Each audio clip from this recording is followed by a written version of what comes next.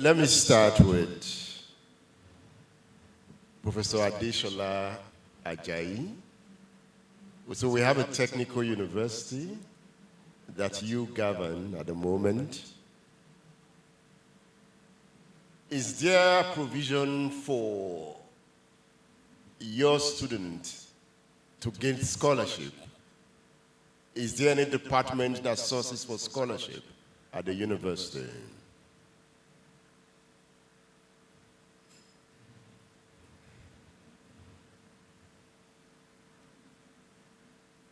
Thank you very much. Let me start by saying that many, if not majority of students at First Technical University are on scholarship. And when we started at the outset, the mandate that we had, that even though Technical University was a public institution, but it was also a self-sustaining institution. So the management wrote a proposal for scholarship. We wrote the then ALGON, Association of Local Governments of Nigeria. We made a proposal to ALGON, saying that one area that politicians can make impact, indelible impact, is in youth empowerment. So we presented it as a youth empowerment activity to the Association of Local Government Chairmen. We were invited to defend the proposal. We did. Until today, we still have the scholarship running. We also wrote to UBA. UBA also supported us at the outset to have scholarship. We also identified Josephus Foundation Scholarship. While the local government and UBA's scholarships were full tuition and all expense paid, Josephus Foundation was a partial scholarship that defrays up to 70% of the total fee package that we have. And we still have that running till today. There are several other ones. So as an institution, we have a desk in the Vice Chancellor's office that is responsible for sourcing scholarship for students in the institution. So as a student, how do I have access to the scholarship? The one for local government is based on nominations. The local government that puts the money down, they nominate indigents of the local government. And we conduct a merit-based exam. Ab initio, we only select those who met admission requirements. They must have met the admission requirements. So when they submit, when they nominate the candidate, we screen them and they go through an examination. And we select them on merit. And that one is restricted. So if you are from Oluyole local government, you cannot go to Itesiwaju local government. You must have been nominated. For the other one, for the Josephus Foundation, is purely on merit. No discretion whatsoever. And it's very highly competitive.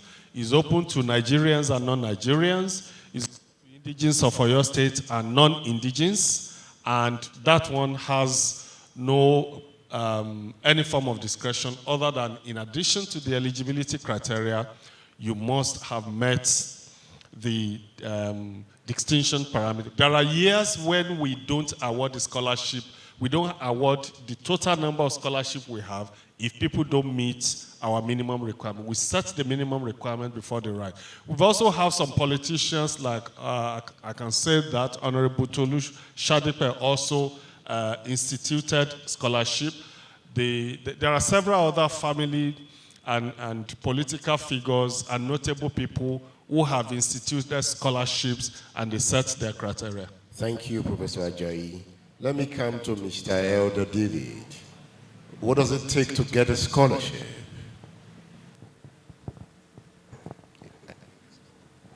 Okay. Okay, good afternoon, everyone. So, standing on existing protocol. So, in Pro Connect Pay, we're not, I wouldn't say we advocate on scholarship. What we majorly do, of course, is if 10,000 persons apply for a scholarship to either, a private university in Nigeria or a school abroad, not everyone can get selected for scholarships. So oftentimes you have 100 people apply, probably 10 or 20%, get selected. And of course, in a complex world or country such as ours, you have to spread that opportunity, across all of the demographies, countries, ethnic groups. So where ProConnect Pay comes in, of course, is to cater for, the 80, 90% that do not get scholarship. That's where our financing comes to play. So if you are here and of course you aspire to study in the US, you aspire to study in Canada, you aspire to study in the UK, and of course I was talking to Chair earlier about Germany. ProConnect Pay provides non-collateral financing. We provide up to $100,000. We pay for your tuition, your feeding, your accommodation. We practically pay for everything. When, of course, the students graduate, they get to pay back in 10 years. So the goal for us is to ensure that we're democratizing access to global education. And for me, the motivation for doing this, was very simple. In 2019, I was fortunate to be selected by the US government for a full-funded program in the US. So during the course of my academic program, I saw a lot of my fellow Africans, there's this what we say, sackbuying. They had challenges with, feeding, paying their fees. And for me, that was like my Rema moment. Okay, this education I've gotten and this exposure I've gotten, I think I can actually make something useful, from that education. So that led us, of course, to starting up ProConnect Pay. Today, we have successfully funded students to the US, to Canada, across the African continent. As I speak to you, we operate across 15 countries in Africa, and we successfully, you don't need to know anybody, whether you're from a poor home, a rich home, so long as you aspire to study a commercially viable education, ProConnect Pay would be very happy to fund you. And when we fund you, we also monitor you. So I become like your dad and your mom. We check on you in school, we ensure that you are reading, you are going to class, you are performing optimally. Because for we, academic excellence is extremely key. You just talked about commercially viable education. What does that mean? Okay, so because of course it's a loan we give, we tend to pay more attention to science-based courses, technology-based courses, engineering-based courses, mathematics-based courses, health and business-oriented courses. Some persons might say, oh, what about if I'm in education? Yeah, if you're in education, we mostly fund MBA education-oriented courses or edutech-oriented courses. So whatever it is that you do, in life, ProConnect Pay has something for you when it comes to financing we provide. And like I said, while the best alternative to scholarships, as it's not a scholarship, you're expected to pay back, but at the same time, it's an investment into your future. And of course, it enables more persons to access that global education. And I can say this for free, that a global education is a game changer.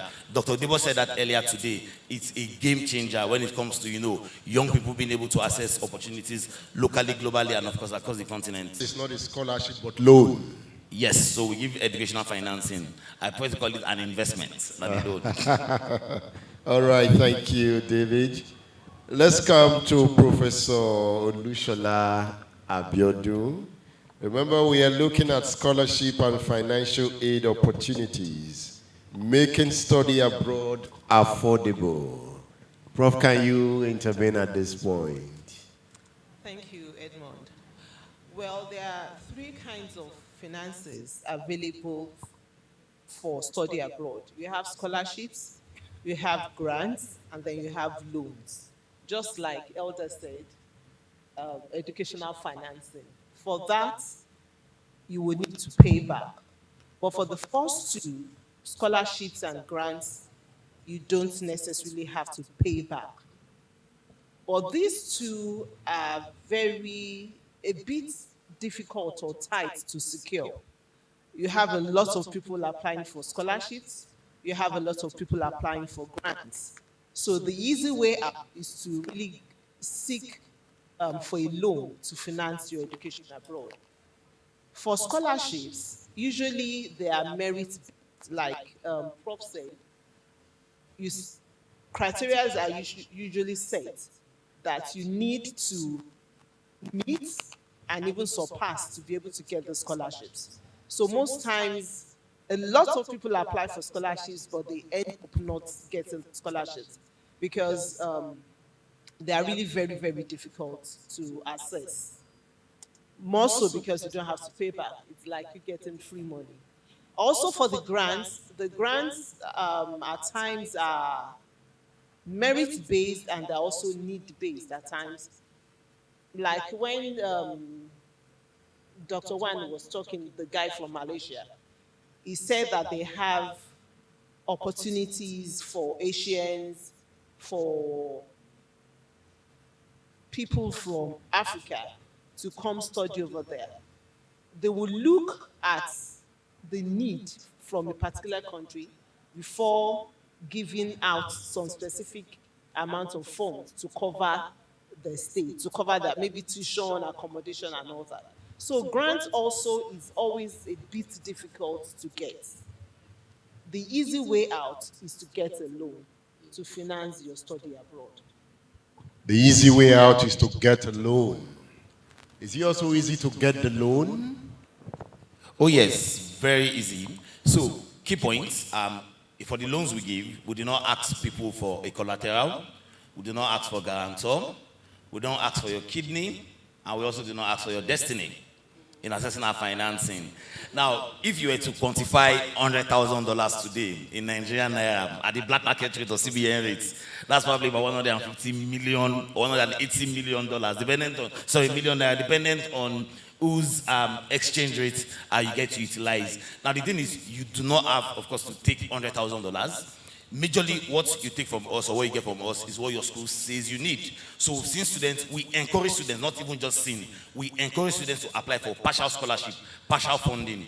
That way, it also reduces your debt burden. Remember that in Africa, the concept of taking a student loan is quite new. So I can tell you for free that whenever I get to travel across Africa, whenever I get to travel across the world, people get to tell us, are you sure it's not scam? Are you sure you don't take our kidney or our passports when we get there? We're like, no. We're fully registered as a US entity and of course also registered here in Nigeria and across the continent. So quite very easy, quite straightforward, and you do not need to know anyone to access our financing. And have we financed people? Yes, we have. And the best part is we're the first guys and the only guys doing this in the continent so far. I will come to Charlotte. You have a presentation to make? I do, yes. Okay, I will come to you, but before you make your presentation, let me speak to Michael Ladipo. So, Mr. Ladipo, this discourse, getting a scholarship is not easy. Getting a grant is not easy. How do we make it easy for Nigerians to get scholarship? I think the most objective thing, and this is extremely important to all spheres of everyone's life. You need to read. You need to do your research. What are the specific needs if you want to get a loan? Do you have bad credit? Because if you've taken one of these microfinance loans and you did not pay back, your credit is in the negative. Number two is, what's your mission statement? Because usually for a scholarship, you're told to write a specific statement to the fact. Have you done the research? Have you looked at examples? All the things you need are around you. Like we have a saying in Nigeria, Google is your friend. There are videos that show you how to write, there are templates, and for the newer generation of kids, TikTok, SharePoint, and even now, ChatGPT, AI can help you do that. You streamline it, you reference appropriately. If it's a need-based scholarship, loan, etc., you need to speak to the fact of how it's going to change your life, the course you're going to take, how it's going to affect you giving back to your country, etc. But also, there is a need, the biggest part is do your research for your state, for whether it's people like USAID, UK Study Center, Goethe Institute, LLNG, read.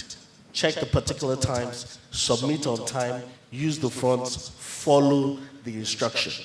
I can say the biggest thing why a lot of Nigerians don't get a lot of things, and I hate to generalize, is we don't follow instructions. So you do need to follow the specific instructions. And then be sincere about it. Are you relocating because you don't want to be here? Or you're relocating because you have a specific need you want to come back and fulfill? But when I applied for Shebnin scholarship, you needed to make a first class or a 2-1. Yes. So that is key. So that's key for those kind of scholarships. But there are others that are not as stringent.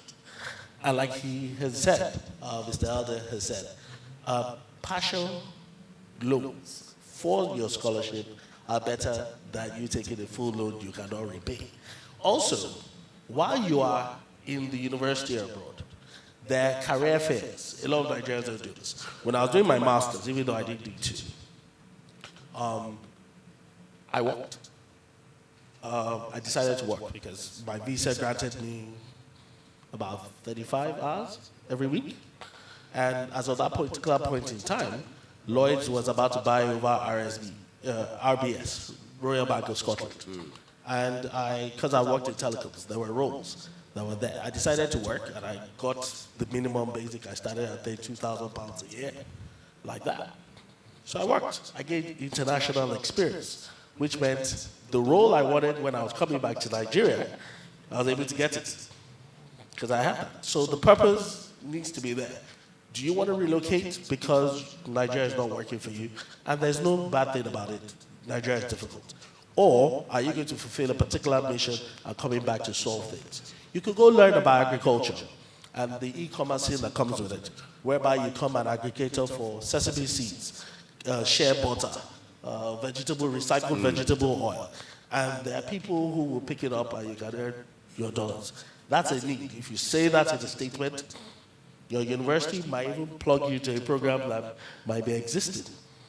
If you say, hey, we have recycled steel that comes from abandoned cars, ships, and boats that have sunk in the bottom of Nigeria, I can gather a couple of guys from the Niger Delta to help me with recovery. It's cheaper because you don't have a ship that has a crane. Those guys do it manually. Yeah. That's Forex. So there has to be a specific need you want to fulfill. Thank you. So if you are interested in going to Germany, listen to challenge. Yeah, thank you. Is my presentation coming up or?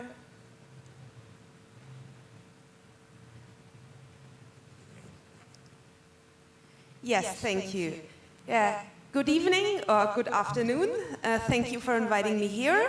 For those of you who haven't already met me, I'm the representative of the German Academic Exchange Service here at the University of Ibadan. I also teach at UI in the Department of European Studies. Today I'd like to just give a small presentation. What is the German Academic Exchange Service and which kind of opportunities can it offer to Nigerians?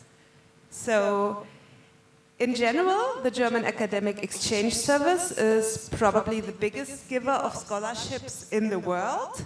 And I've actually already met 2 DAAD scholars, one of whom is sitting right next to me today at this event. Maybe there are more that I haven't met yet. And yeah, it's an organization by German universities to, promote academic exchange. And we have a worldwide network. Here in Nigeria, we have 2 representatives, me and another person at the University of Lagos. But we have representatives and offices worldwide. And we fund people who go to Germany to study, foreigners who go to Germany to study, but also Germans who would like to study abroad. Yes, and as you see, it pretty much evens out. When it comes to bachelor's and master's students, we fund more Germans who are going abroad. On all other levels, we fund more people who are going to Germany, actually. Yes. And as you see, we have funded over 1 million people since the 1950s to come and study or do research in Germany. And we fund pretty much people from all subjects, but yeah, you see there's a lot of law, economics, and social sciences in there. There's a lot of engineering in there, but we basically have scholarships for all different fields of study. And we have many, many different scholarships programs. I can't talk about all of them today. I'll just point out a couple of them that might be interesting to Nigerians. So the first program I'd like to talk about is the Helmut Schmidt program. Helmut Schmidt is a former chancellor, head of state of Germany.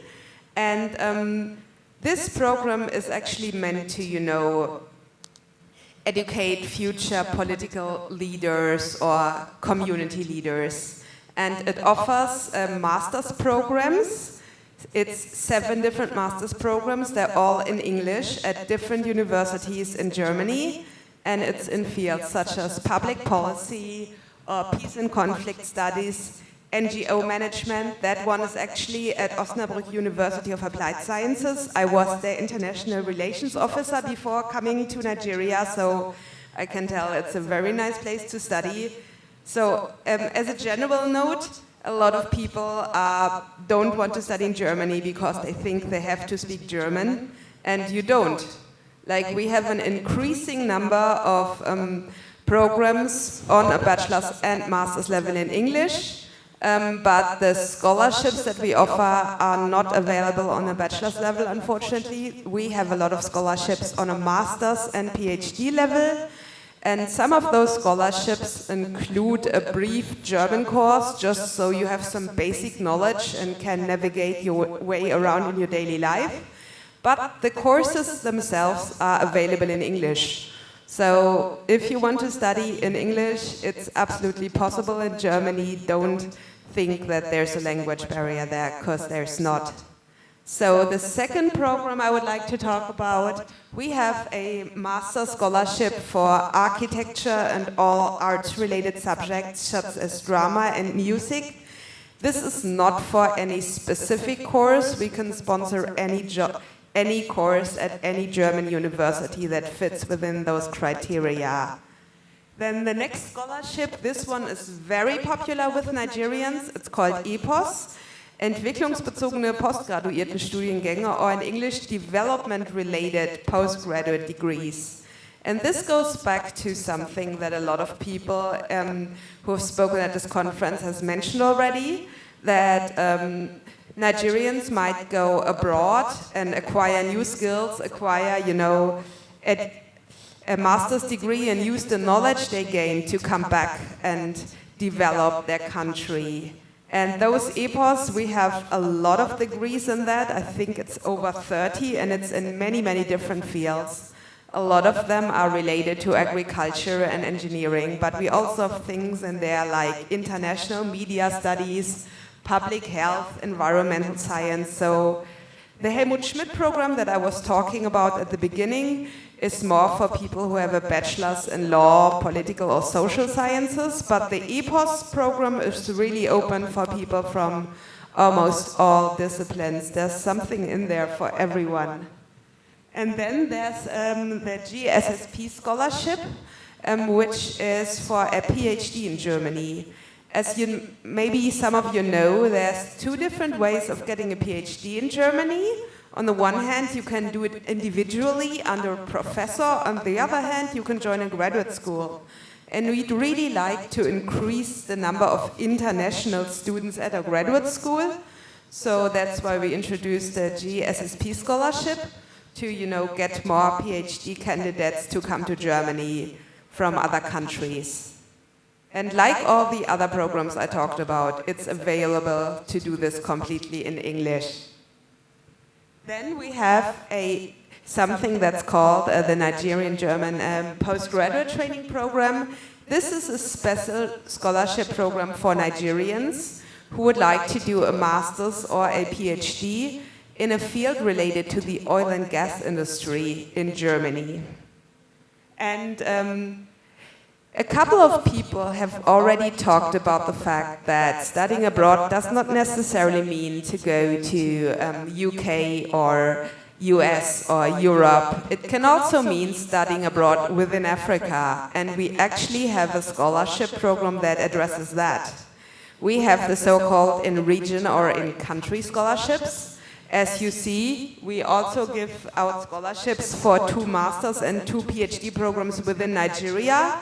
But Nigerians can also apply for a range of programs in countries such as Ghana, Botswana, South Africa, Kenya, Uganda. So if you would like to study in another African country, we offer a whole range of scholarships for that in many different fields.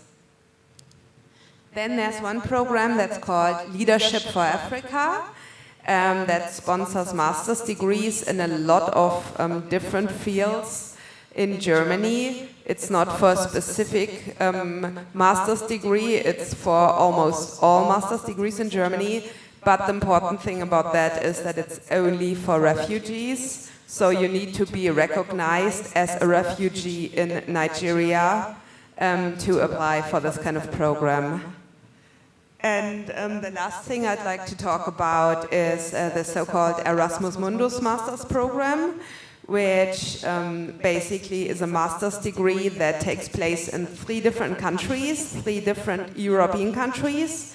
You'll spend a semester in each of those countries. And there also we have many different programs and different fields.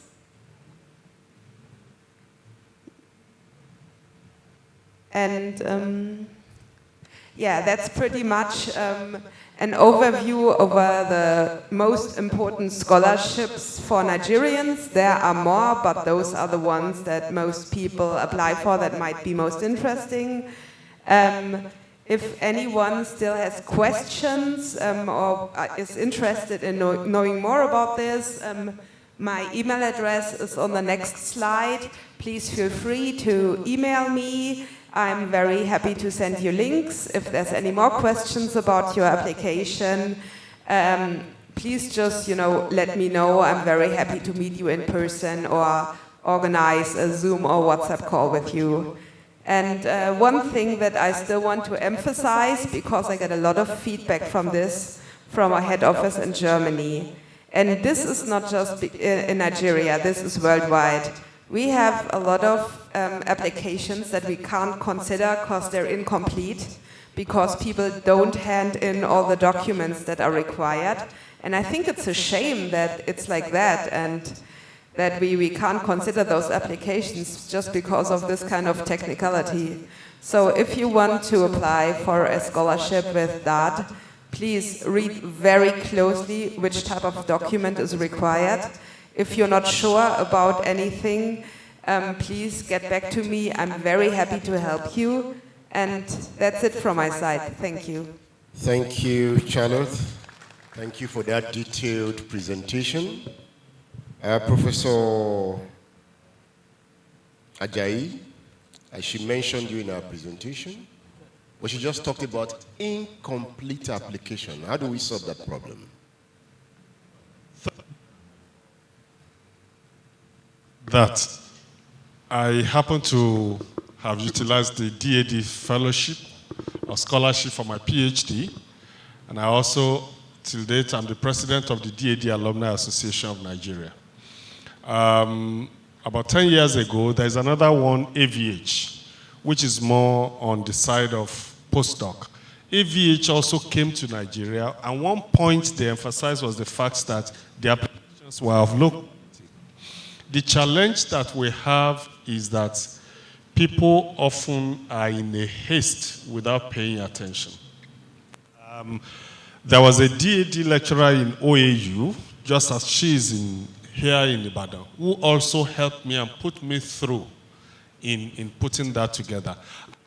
The Alumni Association also offer help. One of my best MSc students, I also sent her to Germany. She's a lecturer in TechU. Now, she has completed her PhD in Germany.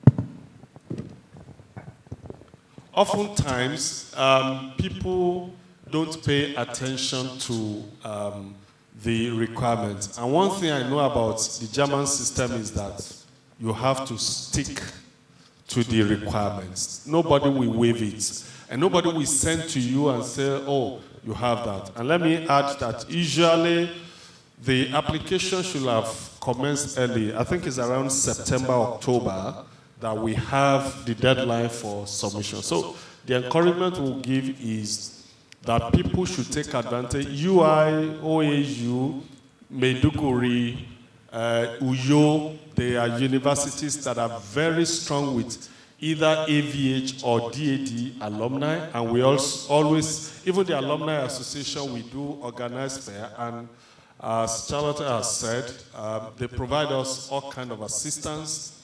For example, I am about starting an application to take students to Germany on exchange visits. So in doing that, we refer to them. I think there's no hard and fast rule about knowing it all, because sometimes they might have changed the rule. They might have changed the requirement, and that's the reason why she's primarily here to promote these. And the last thing I would like to say is that, as she said, I am aware that DAD was worried that Nigeria was underrepresented, that they're having a lot of applications, but a lot of those applications are low quality, both from even the language, what people write in terms of statement of purpose, grammatical errors that you raise. I've had the privilege of sitting on panels like this, and even to the level of research proposal evaluation at the African continental level, the African Academy of Sciences. You'll be appalled at the quality of writing, the English, the chronology of thought, and the statement of purpose. And that's a very important key component. So how to address it is to request anyone who is interested in this to take advantage of the presence. We have 2 of them in Nigeria, and they organize a lot of this event. They travel around to talk to people, to put us through. But there is no institution in Nigeria today where we don't have alumni who can put us through, who have been there. That would be my submission on that. Thank you, Professor Ajayi. Let's move to Professor Abiola as we round off. How do we make our students write well? Statement of purpose. Well, it comes with practice and then mentorship. Just like Prof said, the alumni is there to help. Our students should not shy away from asking questions when they're in doubt. They have faculty that they can approach. So it comes with mentorship and then it comes with practice. Thank you. Okay. Now, can they adopt ChatGPT? Okay, so I would like to contribute to this particular answer. So, and I think this might just be me sharing a challenge, and I think maybe just a solution that partners like DAD and of course other global guys can also adopt. So one of the major, I think, challenges we have when it comes to being an African-oriented graduate is the fact that every country of the world, for example, in Europe, UK schools, German schools, Danish schools, they all have different standards of requirements. And the truth is, when one is applying to that, I can tell you for free that that guys probably has applied to 10 other scholarships across the world because they wouldn't put their eggs in one basket. They need to spread their tentacles. And it's possible that Dad might not select you, but Chevney might select you, or the one in Canada or the US might select you. So oftentimes, I just feel that this multiple application layer, this one is asking for IELTS, the other one is asking for TOEFL, the other one is asking for Duolingo. Trust me, it can be emotionally and psychologically draining. So one of the major things, that Pro Connect Pay we've done, because it's not enough to complain, you also have to come up with a solution. So one of the major things, we've done in Pro Connect Pay is leveraging AI. But now, not in the way most people think of, like, oh, let's copy and paste. No. So our AI is personally trained with people's data. So it simply means now that if you give us your CV, you give us your resume, there are key questions we ask you about your work history, what you've done, the course you aspire to study. It automatically advises you to study a course consistent with your work experience. Now, based on the data you give to the system itself, this AI tool, within 5 seconds, it will automatically refine your resume that you fed it in, and based on the content of that resume and the data we've dragged from the school about that particular program you're interested in, it crafts out a statement of purpose for you in 5 seconds. And it's personalized. It speaks to your work experience, your history, and it also speaks to your future potential based on what you've done currently. So the good thing is that we've also run this system multiple times through AI tests checkers, and 98% of the time, it comes out very fine. So, of course, we piloted it 3 months ago. We're also taking it globally to a conference in the US, a NAFSA conference taking place sometime in Louisiana, just to test it again on a global scale. Before we now decide, okay, this is safe, this is good, we can now open it up. Now, the best part of this portal is this. On this portal we built, you can verify if you're a graduate of a university on the very portal. You can get your transcript on the very portal. You can basically get all of your documentation in one fell swoop. So whether I'm applying to Germany, or I'm applying to Netherlands, or I'm applying to France, or the US or Canada, this one central portal allows you to send your application to multiple schools across the world. So for I just believe that oftentimes people might have these issues because of the fact that they have to open multiple applications, they have to do multiple things, and of course, because there are multiple standards expected, it can become too cumbersome for people, and they make those kind of errors. I don't think anybody wants to apply for a scholarship and intentionally forget to upload something important that will give them an advantage when it comes to applying for these opportunities. Thank you. Before I come to Mr. Ladipo, Professor Ajayi, you want to respond to a point he raised?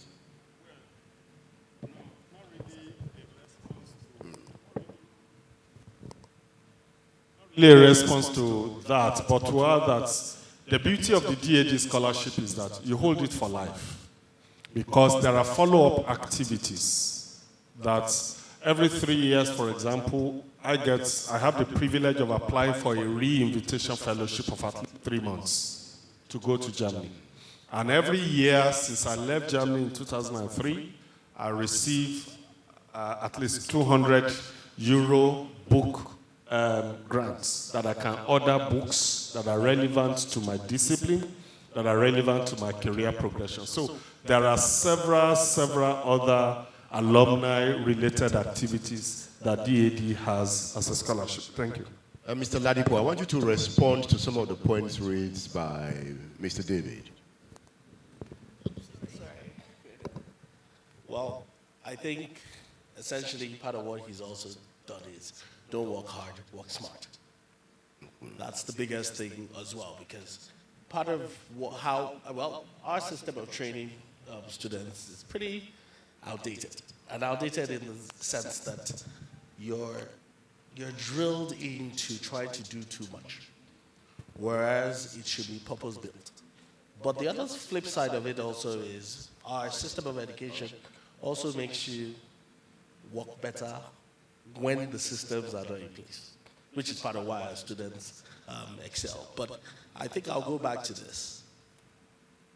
Do your research, ask for help. We don't ask for help.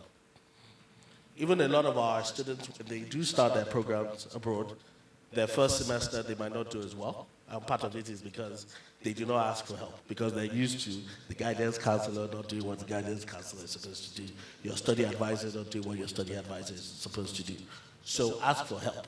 Nobody is the sole depository for knowledge. Ask for help, do your research extremely well, and you would excel at the end of the day. Ask for help. We just have to end this session. And take note of that. Ask for help. Work smarter. Seek for assistance. You can apply AI. That's the point Mr. David is making. He doesn't want to call it loan, but investment. In making your application, obey instruction. And if you want to study in Germany and you want German scholarship, please contact Ms. Charlotte Mann. She's here. Talk to her.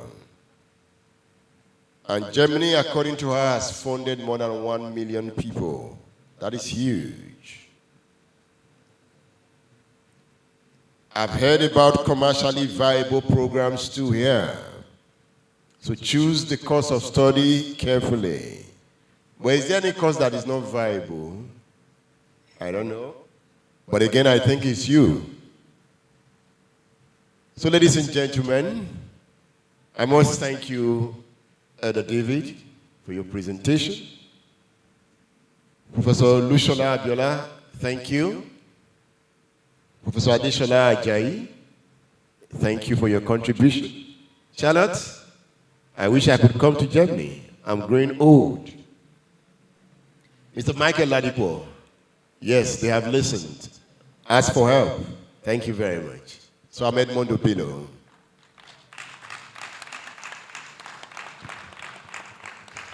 I will ask for more. Please, can we give a resounding applause for the panelists and the moderator? It was a very engaging one.